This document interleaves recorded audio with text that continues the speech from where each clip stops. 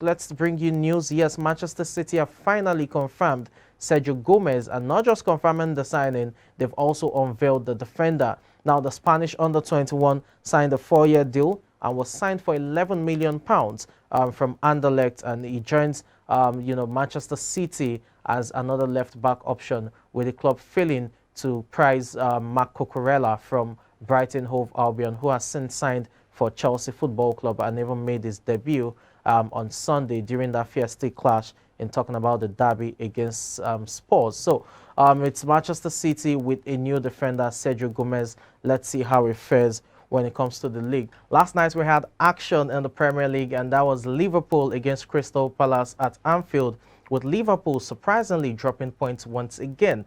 For the first two matches of the season, they've dropped 4 points cumulatively, making them 4 points behind title rivals Manchester City, who seem to be on course for another title defense. For Crystal Palace, they took a shock lead against the run of play, courtesy of a brilliant counter-attack where Nigeria's own Eze provided the assist for Wilfred Zaha, who slotted home beyond the reach of Alisson, the goalkeeper of Liverpool, to give Crystal Palace a shock lead going into halftime.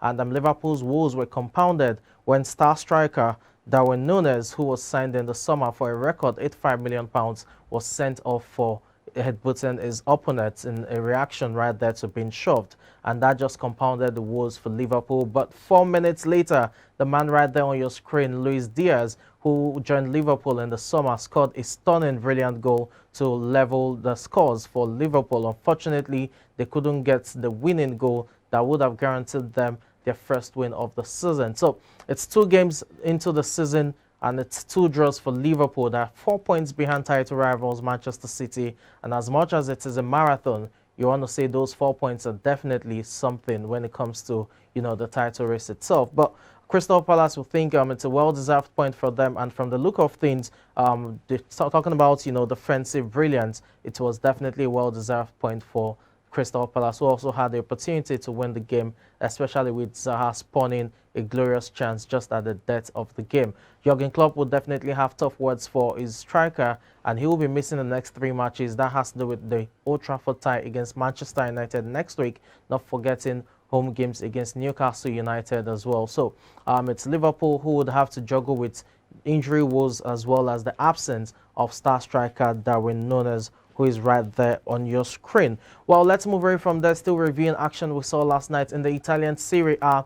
You had Juventus in action at the Allianz Stadium in their season opener against Sassuolo, and it was Angel Di Maria who joined from PSG, who scored a debut goal, a stunning strike it was from his left foot, while you also had Dusan Vlahovic getting a brace in there to ensure the Juventus ran out 3-0 winners over Sassuolo to kickstart the race for the title once again. You can be assured that considering how well they recruited during the summer, Juventus will be in the title running once again alongside AC Milan, Inter Milan, not forgetting Napoli, who ran out 5-2 winners yesterday night as well against Hellas Verona, with Nigerian striker Victor Osimhen also getting on the score sheet. But it's Juventus who ran out comfortably 3-0 winners on the night, and they will be looking to get the title of AC Milan, or both Milan teams. Remember, Inter Milan won the title 2 seasons ago before AC Milan won that of last year.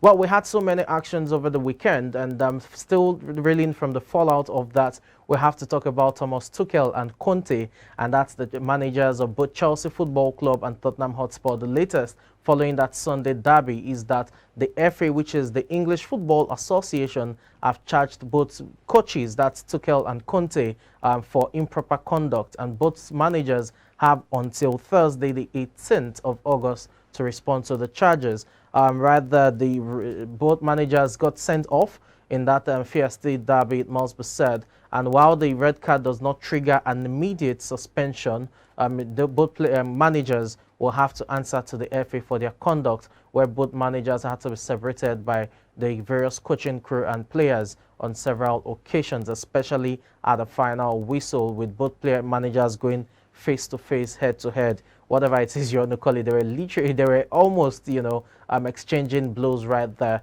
But again, it's part of the emotions that comes with the game. But you expect the managers to lead by example and show a bit of control when it comes to expressing their emotions. So they will have to answer to the FA. Let's see how that pans out.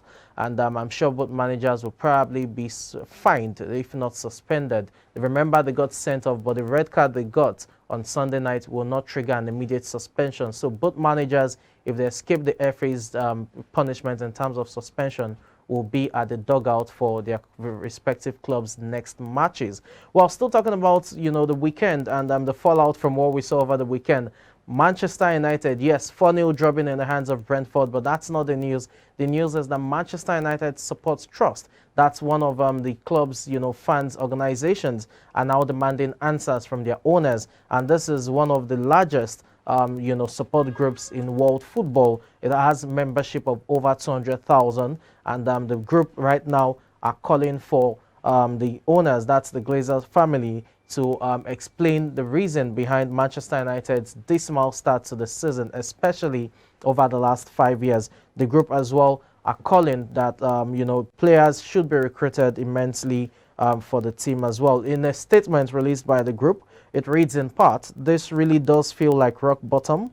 The ultimate responsibility for the terrible state of our football club must lie with its owners, which are the Glazers family." End of quote. And this is definitely not a new one. Remember, the Support Trust also rallied against the club ownership when Manchester United were purported to have joined the European Super League about 2 years ago. And there are so many turbulent times for Manchester United in recent times as a result of the on-the-field results that have been poor and below standard based on the club's pedigree. So going forward, you expect that the Manchester United Supports Trust should have a bit of leverage in terms of influencing the decisions. As I said, it is one of the largest football clubs fan support base in the world with over 200,000 fans.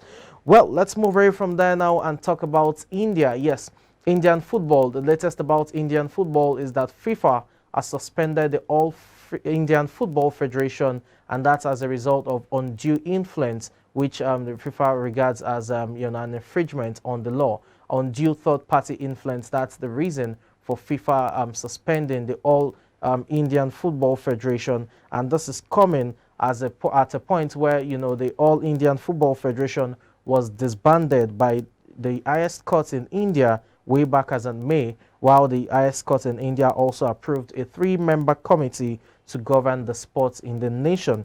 And this is definitely against the rules of FIFA, which requires all association members to be independent. Now, FIFA and the Asian Football Confederation have met with the Indian football stakeholders, and they are determined to have elections hold by September 15th. The suspension will be in place until the elections have been held, and the All Football India Federation is now in charge fully of football activities in the nation. Now, this suspension definitely has put into doubt the hosting of the Under-17 FIFA World Cup by India. The tournament was meant to begin October 11th, but as a result of the suspension, that competition is now in doubt. It will be seen how that will be resolved going forward, but I'm sure FIFA will have plans in place to have another nation host the tournament. Let's move away from there now and talk about the Russo-Ukrainian war. It's over 6 months, but that's not the news. The news is that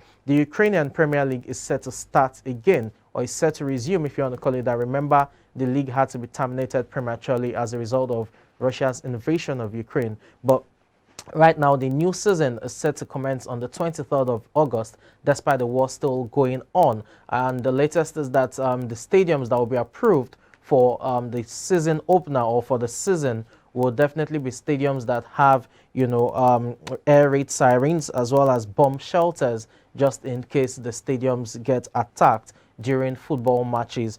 For teams that are located in the northern and western part of, or eastern rather, the northern and eastern part of Ukraine, they will have to find, you know, club sites. They will have to find their base in the western part of the nation towards Kiev, which is the capital of Ukraine, with those areas that's relatively safe. So you have areas like Lviv as well as Uzhhorod who might have to accommodate more clubs just to ensure that the Ukrainian Premier League, the 2022-2023 season, commences on a bright note. August 23 is the deadline, is the date rather, where when the league will begin. And I think it's a good news, although you also have to be worried about the safety of the players as well. Now, it must be said again that the fans will not be allowed into the stadium for the time being as a result of security concerns. But going forward, depending on the situation of the war, there will be fans attendance at some point. But right now, August 23, the season will begin without fans.